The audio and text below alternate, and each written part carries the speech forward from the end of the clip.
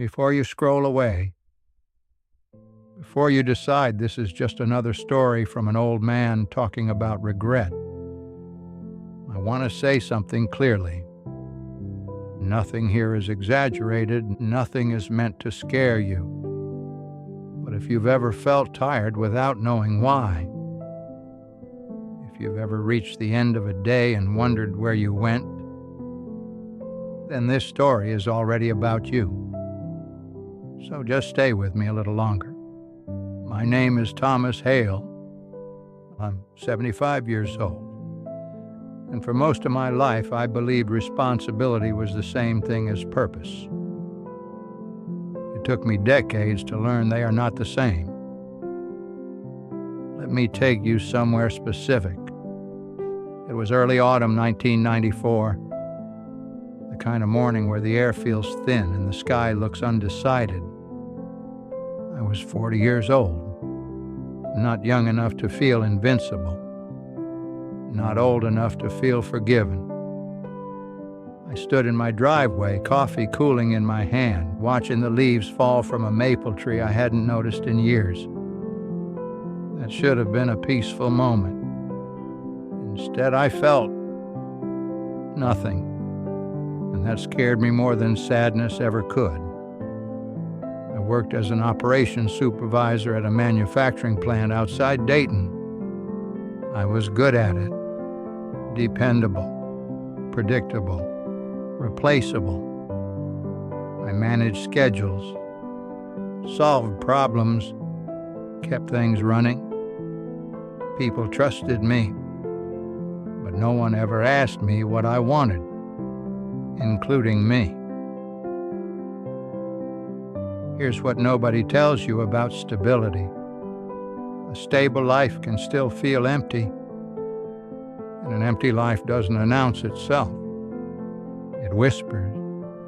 It shows up as restlessness, as distraction, as scrolling longer than you meant to. I didn't wake up miserable. I woke up numb. I went through the motions so well that even my wife didn't notice at first. Dinner conversations became summaries. How was work? Fine. My kids told stories. I nodded at the right moments, and I loved them deeply. But I was living beside my life, not inside it.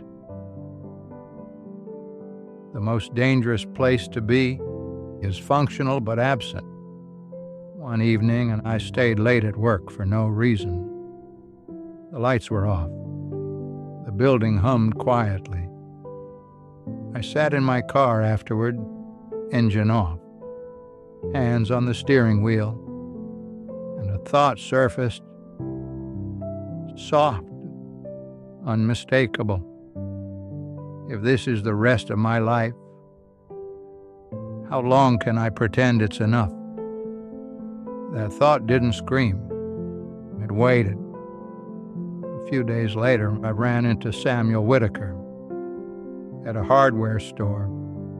Sam was retired, widowed, the kind of man who moved slowly but noticed everything. He looked at me and said, "You're carrying something heavy, Thomas, and it doesn't look like work." I laughed, but I didn't forget. Sometimes the truth reaches you through someone else's mouth. That Saturday, I saw Sam walking by the river trail. On impulse, I joined him. We didn't talk at first. Then he said, "I thought retirement would feel like freedom. Turns out it felt like silence." He told me how his identity had been wrapped around being useful. When the usefulness ended, he felt erased. Standing there, I realized something uncomfortable. Sam wasn't talking about retirement. He was talking about me. We began walking together every week. No goals, no fixing, just time. And over those walks, Sam said something that changed everything. There's a difference between filling a life and building one. I had filled mine, but I hadn't built anything that belonged to me. Let me ask you something. What do you do that no one asked you to do? Not for money, not for duty, not to prove anything, just because it feels right. If you can't answer quickly, you're not alone. When Sam asked me that, I had nothing. And that silence stayed with me. Because how does a man reach 40 without a single private joy? We're taught adulthood is service. And service matters. But no one warns you what happens when service becomes erasure. You don't collapse. You fade.